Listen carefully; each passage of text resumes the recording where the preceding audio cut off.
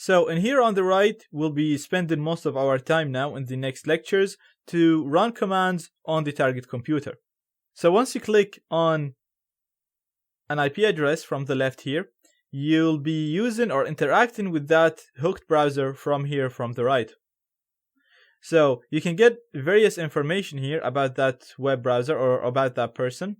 You can see the version, the browser version. It detected it as a Mozilla, and it's using Apple WebKit. It's using English US, the language. It's a Win32 architecture. This is important when you come to create backdoors for that computer if you wanted to gain full access to it. You can also see the plugins installed on that browser. Again, useful to try maybe spoof them and ask the person to upload that plugin, and we'll see that in the next lecture. Or you can see and try to hack him through a vulnerability within these plugins.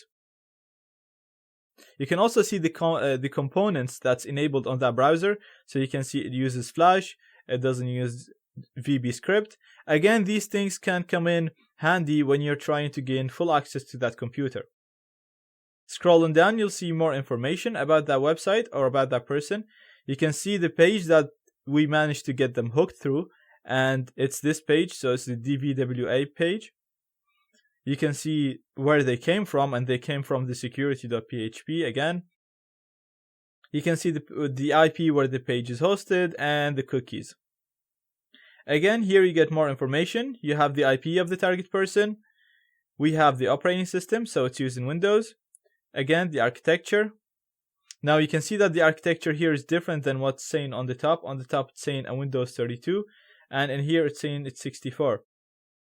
Now on the top is actually the architecture of the browser. So the browser is a Windows 32 bits, but the actual CPU on the computer is detected here, which is 64 bits. Again, this comes in handy when you're creating backdoors for that computer. Going on the logs, you'll just see the logs or the events that happened so far. So you can see that the browser window was focused, it lost focus. You can see here when they just joined and we just got hooked. The commands, we'll be spending a lot of the time here. These are all the commands that you can run on the target computer, and we'll be having a more in-depth look on them in the next lectures. The Rider will allow you to see and create HTTP requests. The XSS Raise will allow you to discover XSS vulnerabilities in the current page. The IPEC is just a Beef terminal that you can use Beef commands and interact with Beef through it.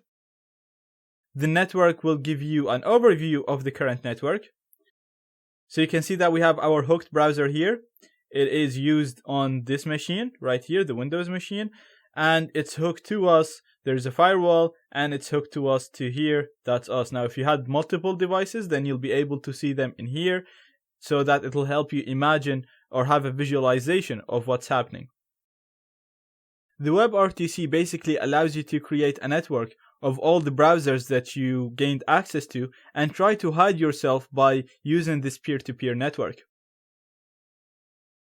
Now, this is just a basic overview of Beef. In the next lectures, we'll see how to interact with the hooked browsers, how to run commands, and even gain full access to the connected computers. Once you're done, you can just log out of Beef by clicking on the logout button. And that's it, you're out.